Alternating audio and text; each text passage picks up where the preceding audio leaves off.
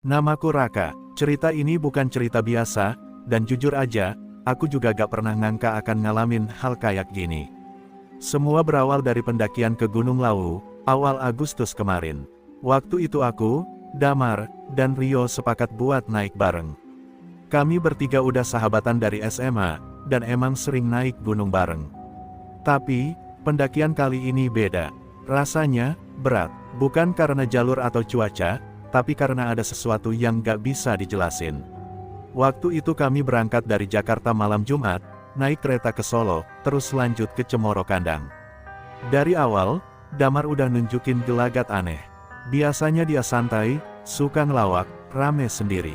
Tapi kali ini, dia lebih banyak diem. Tapi yang paling aneh, dia bawa kamera DSLR dan HP-nya terus dalam mode siap rekam. Katanya, gue pengen dokumentasiin semuanya. Kalau bisa sampai ketemu yang aneh-aneh juga gak masalah. Aku sama Rio cuma ketawa. Kami pikir dia lagi ngonten, nyari footage buat channelnya. Damar emang pernah bilang mau bikin konten horor pendakian, jadi kami anggap itu biasa. Tapi di sisi lain, entah kenapa, aku mulai ngerasa gak enak. Bukan takut, tapi semacam firasat. Kayak ada sesuatu yang nunggu kami di atas sana. Hari pertama pendakian, cuacanya cerah. Jalur Cemoro Kandang juga masih bersahabat. Kami sempat ketawa-ketawa di pos 1, ngobrol sama pendaki lain, bahkan sempat masak mie bareng. Tapi dari pos 2 ke pos 3, suasananya mulai berubah. Hutan jadi lebih lebat, dan hawanya beda.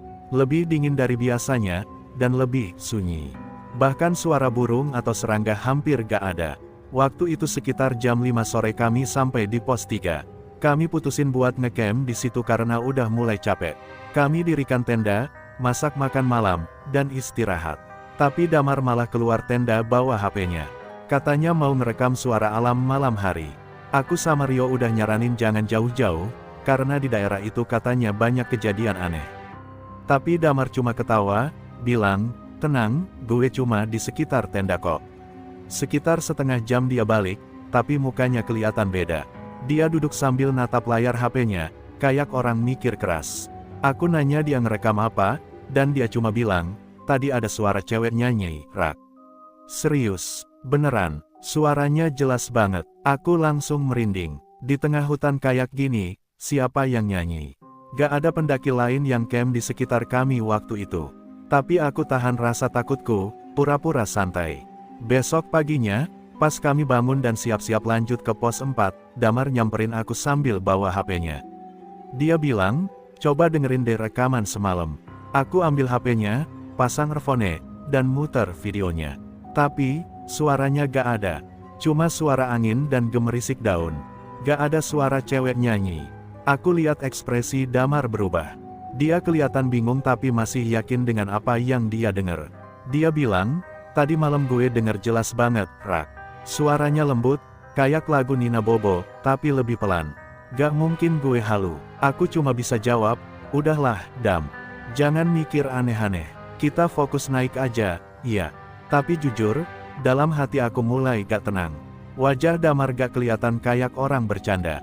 Dia benar-benar yakin sama apa yang dia alami. Dan itu bikin aku mikir, jangan-jangan emang ada sesuatu yang dia denger tapi gak terekam. Sepanjang perjalanan ke pos 4, Damar makin diem. Dia lebih sering jalan di belakang, kadang berhenti sendiri dan ngerekam video entah buat apa. Rio sempat nanya, dia kenapa sih? Kok kayak orang kesambet? Aku cuma jawab, gak tahu, bro. Dari kemarin juga udah aneh. Yang bikin aku makin curiga, Damar mulai suka ngomong sendiri. Kayak ngobrol, tapi gak ada yang diajak ngomong. Sekali waktu aku dengar dia bilang pelan, iya, nanti gue datang. Tapi jangan sekarang. Aku tanya dia ngomong sama siapa, dia cuma senyum dan bilang, enggak, gue lagi nginget lirik lagu. Tapi suaranya datar banget, beda dari Damar yang biasanya. Di malam kedua, kami akhirnya sampai di pos 4 dan bikin camp lagi. Udara makin dingin, dan kabut turun cepat. Di tengah kabut itulah, Damar ngelakuin hal yang paling bikin aku merinding. Dia keluar tenda lagi, tengah malam, bawa HP dan kamera. Aku bangun karena kebelet pipis, dan lihat dia berdiri sendiri sambil ngerekam ke arah hutan. Aku tanya, ngapain, Dam?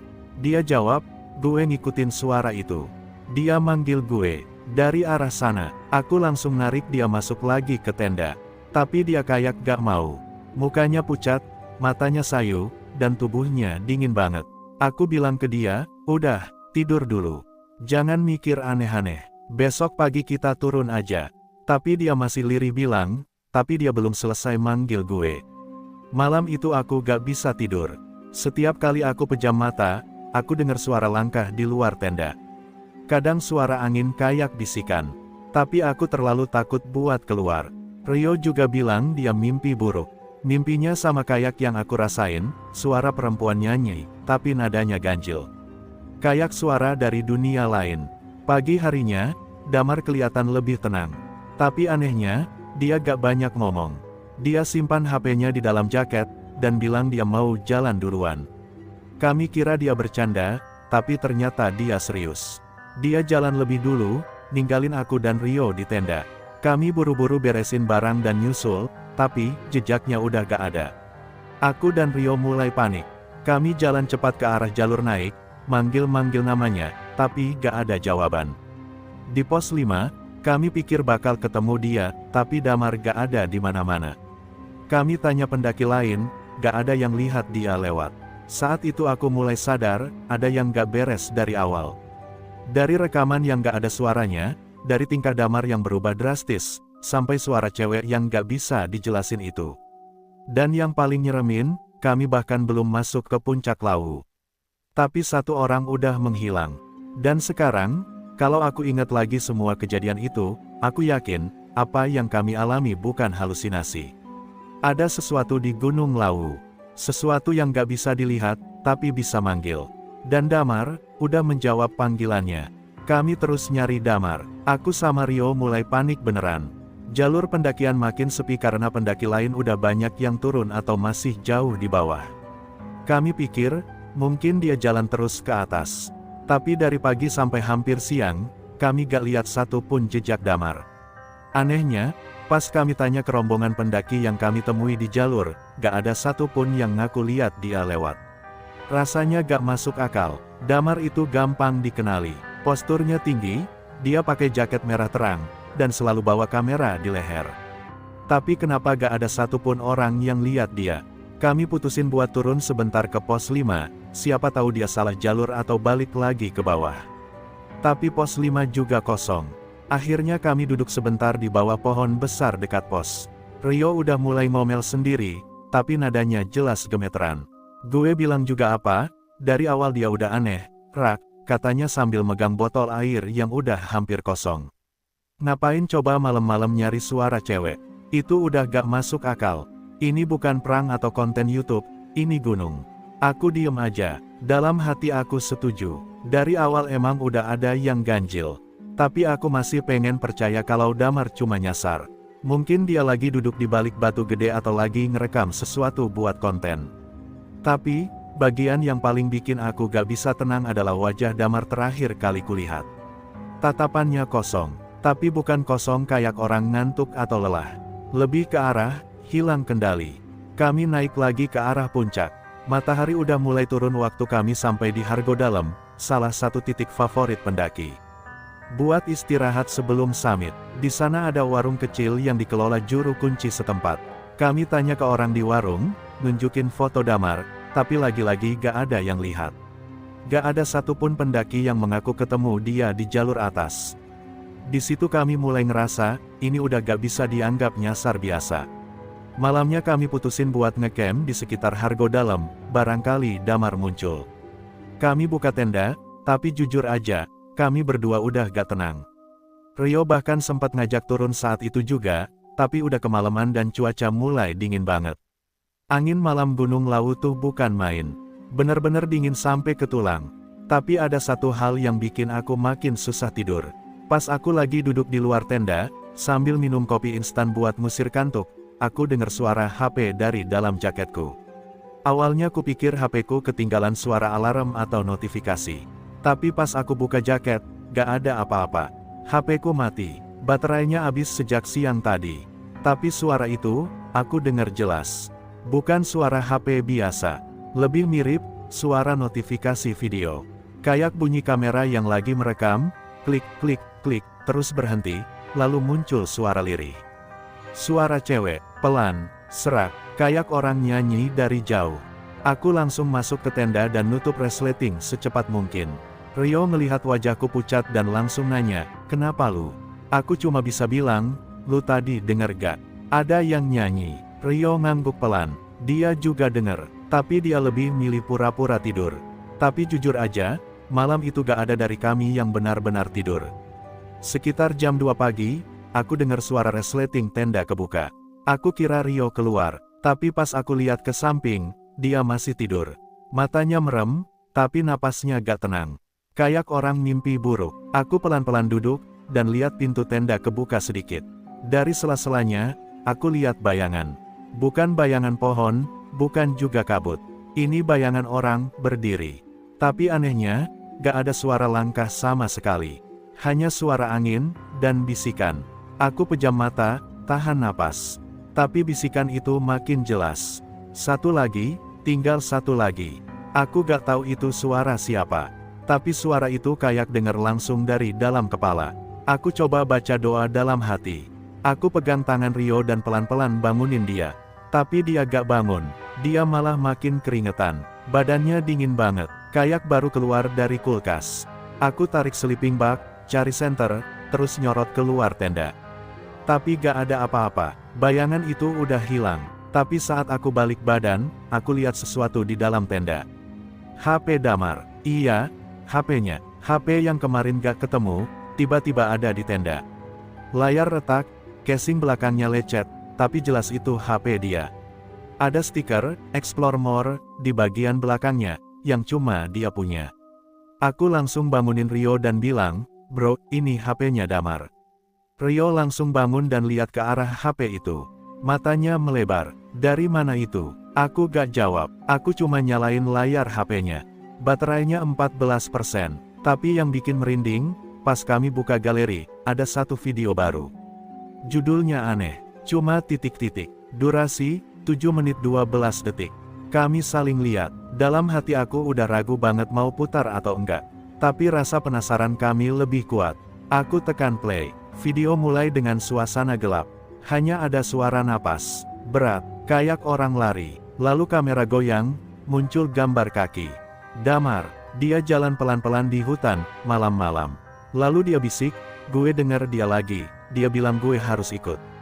Rio langsung nutup mulutnya. Aku gemetaran. Lalu, terdengar suara. Bukan dari Damar, tapi suara cewek. Nyanyi, pelan banget. Lagu kayak Nina Bobo, tapi gak lengkap.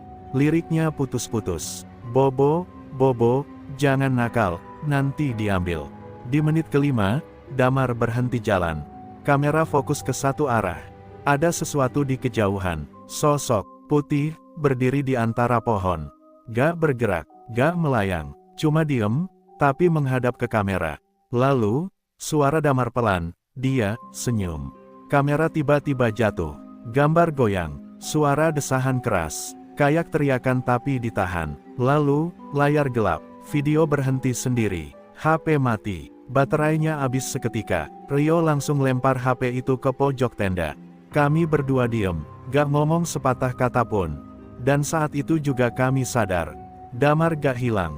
Dia dipanggil. Dan video itu, seharusnya gak pernah kita tonton. Tapi sekarang udah terlambat. Setelah video itu berakhir dan HP Damar mati, suasana tenda jadi hening banget. Kayak dunia tiba-tiba berhenti sebentar. Aku dan Rio saling tatap. Napas kami berdua masih berat. Rasanya dada ini sesak, bukan karena dingin atau lelah, tapi karena takut. Takut yang benar-benar nyata. Takut yang gak bisa dijelaskan dengan logika. Selama ini kami pikir Damar cuma hilang. Nyasar. Tapi setelah lihat isi video itu, semuanya berubah. Ini bukan soal pendaki yang tersesat.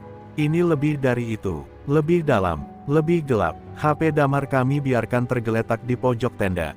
Gak ada yang berani nyentuhnya lagi. Bahkan aku ngerasa, benda itu udah bukan cuma HP sekarang. Seolah-olah ada sesuatu yang nempel di situ. Malam itu kami gak tidur. Gak berani. Setiap suara kecil di luar tenda bikin kami saling lirik. Kayak ada yang mondar-mandir, tapi gak pernah benar-benar mendekat. Kadang terdengar bisikan sayup, Kadang suara seperti daun diinjak. Tapi pas kami senter keluar, kosong. Rio beberapa kali bilang dia ngerasa kayak ada yang ngawasin dari belakang tenda. Tapi tiap aku cek, gak ada apa-apa. Kabut malam makin tebal, angin makin kencang, dan suhu turun drastis. Tapi yang paling bikin merinding adalah suara nyanyian itu. Terdengar lagi, sangat pelan, sangat jauh, tapi cukup untuk bikin bulu kuduk berdiri. Lagu yang sama seperti di video. Lagu yang gak punya lirik lengkap. Hanya nada dan potongan kata, seperti mantra yang diputar ulang. Pagi akhirnya datang, tapi rasanya gak ada bedanya. Kabut masih menggantung, langit abu-abu, burung gak terdengar, udara terasa berat. Kami beresin tenda dengan terburu-buru, dan mutusin buat langsung turun. Gak jadi summit, gak ada yang punya tenaga buat ngelanjutin pendakian setelah semua yang terjadi semalam. Tapi sebelum jalan, aku putusin untuk bawa HP Damar. Bukan karena pengen tahu lebih jauh, tapi lebih kerasa tanggung jawab. Dia temen kami, dan kalau emang ini satu-satunya barang yang tertinggal dari dia, aku gak mau tinggalin di atas gunung. Kami mulai turun sekitar jam 7 pagi. Jalan masih sepi. Hampir semua pendaki yang camp di atas udah turun lebih dulu. Di sepanjang jalur turun, Rio mulai bertingkah aneh. Awalnya dia cuma jalan pelan, lebih lambat dari biasanya. Tapi lama-lama dia mulai ngomong sendiri. Pelan, kayak orang ngobrol, tapi gak jelas dengan siapa. Aku pikir dia capek. Aku tanya dia, "Lu kenapa, bro?" Dia jawab, dia ngikutin dari tadi. "Lu gak lihat?" Aku langsung berhenti jalan. "Siapa?" Rio cuma senyum kecil, matanya merah, bibirnya kering. Terus dia bilang, "Gue gantian sekarang." Jantungku langsung berdetak lebih kencang. Aku coba tarik dia pelan-pelan. Tapi dia nyentak tanganku, mukanya berubah, marah. "Gue harus balik, Rak." Dia nunggu, dia udah lama nunggu. Giliran gue sekarang. Aku panik, aku coba tenangin dia, tapi dia makin agresif. Dia dorong aku ke pinggir jalur. Hampir aja aku jatuh ke jurang kecil di samping. Untung aku sempat pegangan akar pohon. Rio berdiri di atas, napasnya mos-mosan, terus bilang pelan, "Lu gak ngerti, ini bukan soal Damar lagi. Ini soal kita semua, kita udah dipilih." Lalu dia lari, beneran lari turun, sendirian. Aku teriak, manggil dia, tapi dia gak noleh. Bayangannya cepat menghilang di antara kabut. Aku bingung harus apa, mau nyusul takut tambah parah. Mau tinggalin, aku gak tega. Tapi aku juga mulai ngerasa gak aman. Akhirnya aku mutusin buat turun pelan-pelan sambil harap bisa ketemu dia di pos bawah. Sepanjang jalan aku ngerasa ada yang ngikutin. Gak kelihatan, tapi terasa. Setiap kali aku nengok ke belakang, aku cuma lihat kabut. Tapi langkahku berat, udara kayak makin tipis. Dan di telingaku, suara itu lagi-lagi muncul. "Bobo, Bobo, nanti diambil." Aku udah gak bisa bedain mana yang nyata dan mana yang halusinasi. Rasanya kayak hidup ini lagi digenggam oleh sesuatu yang gak kelihatan. Sesuatu yang sabar banget nungguin waktu yang pas buat narik semuanya ke dalam. Waktu akhirnya sampai di pos 2, aku lihat ada beberapa pendaki lagi istirahat. Aku langsung nyamperin mereka dan nanya, "Kalian lihat cowok pakai jaket biru, tinggi, lari turun gak?" Mereka geleng, "Sejak tadi cuma lo yang turun sendirian." Aku makin bingung. Rio lari turun jauh lebih dulu dari aku. Harusnya dia udah sampai lebih dulu. Tapi gak ada satupun yang lihat dia. Aku lanjut turun sampai ke base camp. Nanya lagi ke orang-orang, gak ada yang ketemu. Rio hilang, sama kayak Damar. Aku gak tahu harus ngomong apa ke keluarganya. Kami semua sahabat dekat, tapi sekarang 2 dari mereka hilang, dan aku satu-satunya yang balik. Polisi mulai investigasi. Tim SAR dikerahkan buat nyari mereka. Tapi hasilnya nihil. Nggak ada jejak, nggak ada barang yang tertinggal. Seolah-olah, mereka lenyap begitu aja dari dunia ini. Aku sempat kasih HP Damar ke petugas. Tapi anehnya, saat mereka coba nyalain, HP itu gak bisa dinyalakan lagi. Bahkan setelah dicas, bahkan setelah dibawa ke teknisi, layarnya gelap total, gak ada reaksi apa-apa. Tapi aku tahu, isinya ada. Aku pernah lihat, dan aku yakin, video itu masih ada di dalam. Beberapa hari setelah turun, aku mulai dapat mimpi aneh.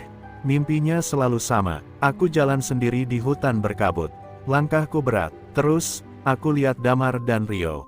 Mereka berdiri berjajar, mukanya pucat, matanya kosong, tapi mereka tersenyum. Di belakang mereka, ada sosok tinggi berambut panjang, pakai gaun putih. Tapi wajahnya selalu kabur, seolah kabut gak mau kasih aku lihat. Tapi suara nyanyiannya jelas, sangat jelas. Dan di akhir mimpi itu, mereka bertiga selalu bilang hal yang sama. Satu lagi, tinggal satu lagi. Sejak malam itu, hidupku gak pernah sama lagi. Setelah semua laporan dibuat, pencarian dilakukan, dan semua kemungkinan sudah dicoba, nyatanya Damar dan Rio benar-benar gak ditemukan. Gak ada jejak, gak ada sinyal HP mereka, bahkan tidak satupun bukti fisik yang bisa meyakinkan bahwa mereka masih ada di dunia ini. Cuma aku yang pulang, cuma aku yang balik bawa cerita. Tapi sialnya, gak ada yang benar-benar percaya. Awalnya aku coba jalanin hari seperti biasa. Kerja, makan, tidur, ngopi di warung. Tapi semuanya berasa hampa, karena tiap malam, mimpi itu selalu datang. Mimpi yang sama, aku berada di jalur pendakian Gunung Lawu, sendirian. Kabut tebal, udara dingin, dan suara langkah-langkah halus mengikuti dari belakang. Lalu muncul sosok Damar dan Rio. Diam berdiri di tengah kabut. Pucat, mata kosong, senyum kecil yang gak pernah aku lihat waktu mereka masih hidup. Dan di belakang mereka, selalu ada bayangan samar yang berdiri tanpa wajah. Tinggi, rambut panjang, gaunnya lusuh, dan kadang cuma muncul setengah badan. Tapi yang gak pernah absen dari mimpiku adalah suara nyanyiannya. Suara perempuan itu, lirih, nyeret, dan nadanya selalu salah satu, lagu Nina Bobo yang dipelintir jadi menyeramkan. Aku bahkan gak perlu tidur terlalu dalam buat dengar suara itu. Kadang aku lagi duduk di ruang tamu, nonton TV, dan tiba-tiba telingaku nangkep suara orang bersenandung pelan, bukan dari luar rumah, tapi dari dalam, dari arah dapur, kamar mandi, atau pojok kamar tidurku. Tapi setiap aku datangi, gak ada siapa-siapa. Dan yang lebih parah, sekarang HP Damar kadang menyala sendiri. Iya, HP itu.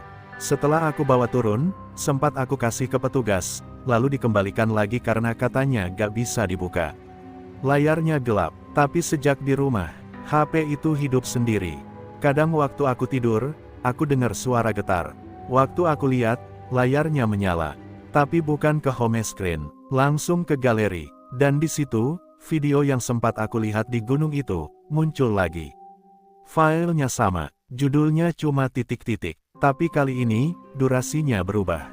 Jadi 8 menit 33 detik. Aku gak pernah berani putar.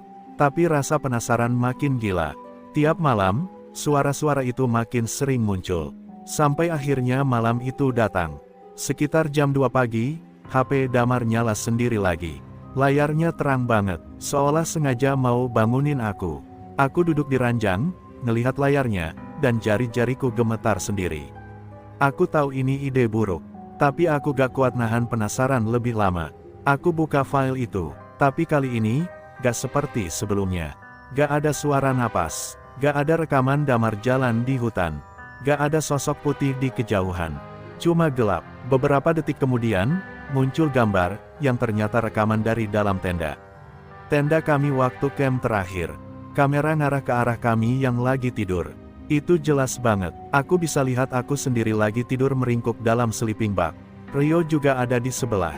Tapi yang bikin aku mau muntah, adalah ketika ada satu sosok lain yang duduk di tengah-tengah kami. Sosok perempuan, duduk bersimpuh, rambut panjang menutupi wajah, pakai baju lusuh putih kecoklatan, kayak kotor karena lumpur. Dan dia, ngelihat ke arah kamera. Gak gerak, gak ngomong. Tapi di menit kedua, perlahan dia geser kepala, dan bisik, aku udah ambil 2. Satu lagi, suara itu, suara yang sama dari mimpi-mimpiku. Suara yang bikin kepalaku terasa pengap setiap kali terdengar. Di video itu, perempuan itu gak banyak gerak. Dia cuma duduk, lalu berdiri perlahan, dan jalan ke arah pintu tenda. Tapi saat dia buka resleting tenda, di luar gak ada hutan. Gak ada kabut, yang ada cuma gelap total. Hitam, kosong, seolah tenda itu bukan lagi ada di dunia nyata. Video terus berputar, dan di menit ke-7, dia kembali. Tapi kali ini dia datang dari arah kamera. Wajahnya makin jelas, matanya hitam penuh, Bibirnya robek dari ujung ke ujung, kayak dipaksa senyum. Dan kulit mukanya, bukan kulit, tapi lebih mirip tanah kering yang pecah-pecah. Dia ngelihat langsung ke kamera dan bilang, "Kamu belum milih." Saat itu aku langsung matiin HP-nya dan lempar ke lantai. Jantungku berdetak kencang banget, aku keringetan dari kepala sampai kaki. Tapi sialnya, video itu belum selesai. HP itu nyala sendiri lagi. Layarnya tetap gelap, tapi kali ini aku gak bisa gerak. Tubuhku kaku, kayak dilumpuhin. Aku cuma bisa duduk dan dengar suara dari HP itu. Suara perempuan itu, bicara pelan. "Kalau kamu gak pilih, aku yang pilihkan." Sejak saat itu, kejadian-kejadian aneh makin sering terjadi. Aku pernah dikunci dari dalam kamar padahal gak ada siapa-siapa. Pernah juga semua kaca di rumahku buram kayak ketutupan kabut. Dan tiap aku bercermin, aku melihat sesuatu berdiri di belakangku. Bayangan putih, rambut panjang, tapi selalu menghilang begitu aku noleh. Aku coba cerita ke orang-orang, tapi mereka bilang aku stres. Bahkan ibuku sendiri nyuruh aku istirahat, gak usah naik gunung lagi. Tapi ini bukan soal naik gunung. Ini soal sesuatu yang kebawa turun, dan belum selesai. Akhirnya aku putuskan buat nyari tahu. Aku kembali ke Solo, ketemu salah satu juru kunci yang pernah jaga di kawasan Gunung Lawu. Aku kasih tahu soal video, tentang suara, dan hilangnya dua temanku. Awalnya bapak itu cuma diam. Tapi pas aku sebut suara nyanyian, dia langsung minta aku diem. Katanya, ada satu legenda lama yang jarang banget diceritain. Tentang penunggu jalur Lawu bagian timur. Sosok perempuan yang dulunya korban tumbal. Bukan tumbal biasa, tapi tumbal hidup-hidup. Dibuang ke hutan karena dianggap bawa sial ke desa. Sejak saat itu, katanya, roh perempuan itu gak pernah tenang. Dia suka nyasar ke pikiran pendaki yang terbuka. Pendaki yang penasaran, yang gak percaya, yang sombong. Karena katanya, itu kayak undangan buat dia muncul. Suaranya biasanya berupa nyanyian. Kalau udah denger, berarti dia udah deket. Kalau udah lihat dalam mimpi, berarti dia udah milih. Dan kalau dia bilang, "Satu lagi," berarti dua korban sebelumnya udah dia ambil.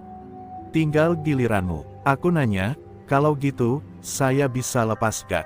Bapak itu melihat aku lama. Lalu jawab pelan, "Kalau dia belum ambil kamu, masih bisa.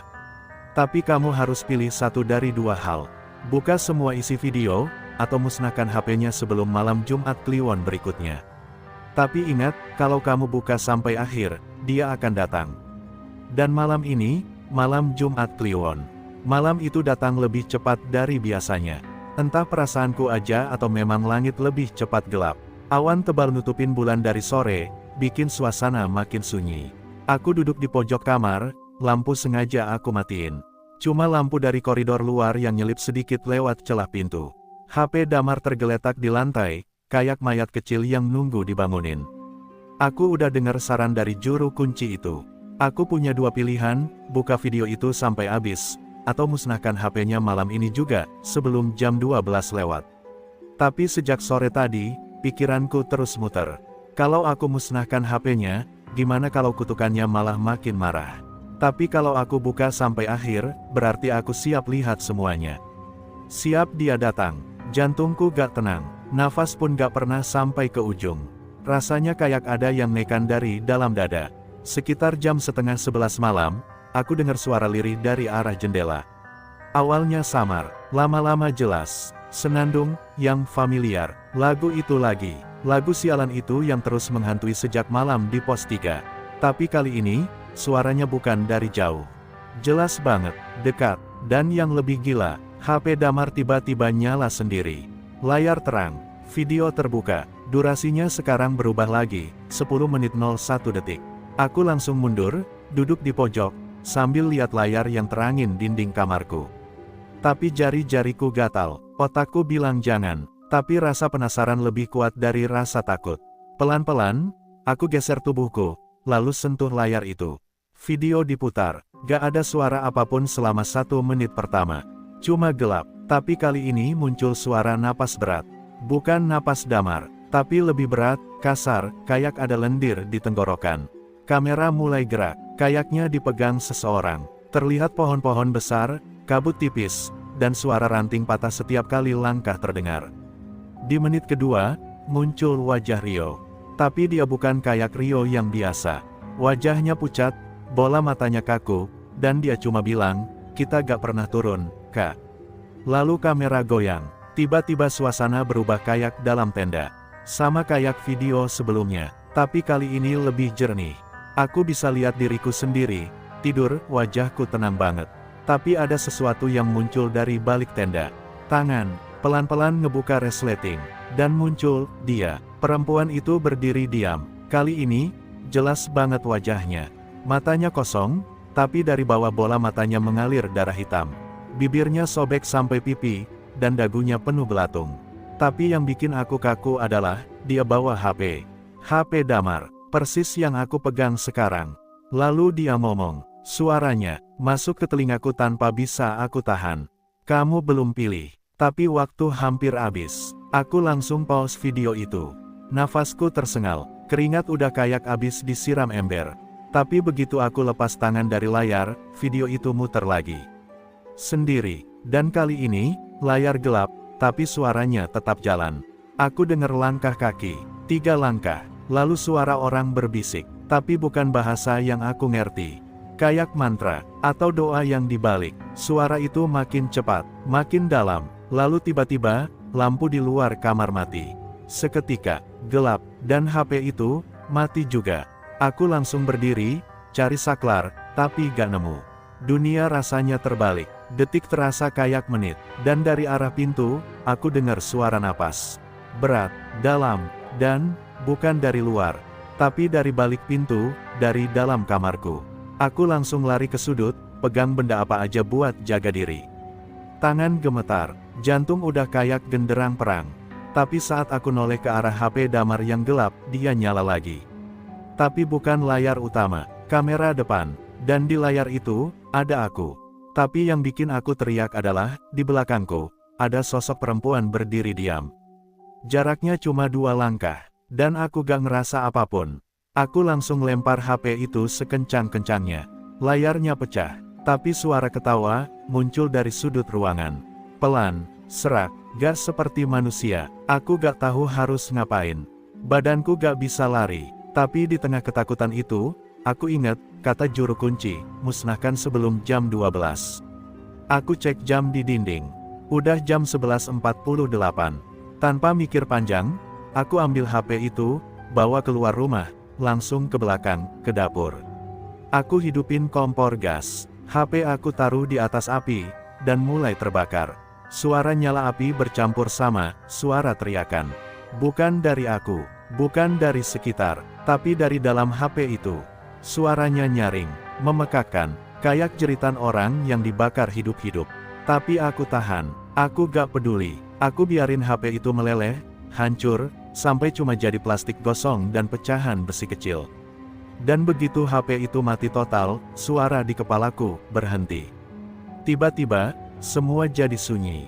Lampu rumah nyala lagi. Suara jangkrik terdengar lagi. Udara gak seberat tadi. Dan untuk pertama kalinya dalam beberapa bulan, aku bisa napas tenang. Besok paginya, aku bangun dengan badan lemas, tapi entah kenapa, lebih ringan. Mimpi itu gak datang lagi. HP Damar benar-benar hilang. Bahkan sisa bakarannya gak bisa aku temuin lagi di tungku. Cuma abu tipis, dan satu hal yang bikin aku merinding, sisa logam kecil, berbentuk lensa kamera, dengan retakan seperti mata. Hari-hari setelahnya, aku coba hidup normal. Tapi aku gak pernah naik gunung lagi. Gak pernah ke laut, gak pernah buka galeri di HP lebih dari perlu. Dan kalau ada suara nyanyian samar di malam hari, aku tutup telinga, matiin lampu, dan doa sekuat-kuatnya. Aku tahu Damar dan Rio gak pernah ditemukan. Tapi aku juga tahu, mereka gak sepenuhnya hilang. Karena kadang, aku masih lihat siluet mereka berdiri jauh di balik kabut, dalam mimpiku. Dan perempuan itu, dia mungkin belum selesai. Dan itulah cerita yang ditemukan di dalam HP milik korban pendakian Gunung Lawu. Apakah ini cuma fiksi, atau ada hal-hal yang sebenarnya gak bisa dijelaskan secara logika? Satu hal yang pasti, kalau kamu suatu hari menemukan HP atau kamera di tengah hutan, apalagi di jalur pendakian, pikir 2 kali sebelum kamu buka file di dalamnya. Karena bisa jadi, kamu bukan cuma penonton terakhir, tapi target selanjutnya. Kalau kamu suka cerita kayak gini, jangan lupa like, subscribe, dan nyalain loncengnya, biar gak ketinggalan cerita horor terbaru setiap minggunya. Tulis di kolom komentar, gue berani nonton sampai akhir. Kalau kamu berhasil nonton sampai sekarang. Dan kalau kamu punya pengalaman horor pribadi, kirim ceritamu ke email yang ada di deskripsi, siapa tahu bisa jadi konten selanjutnya. Sampai ketemu di cerita berikutnya. Tapi hati-hati, karena terkadang, yang kita ceritain, bisa datang balik nyari kita.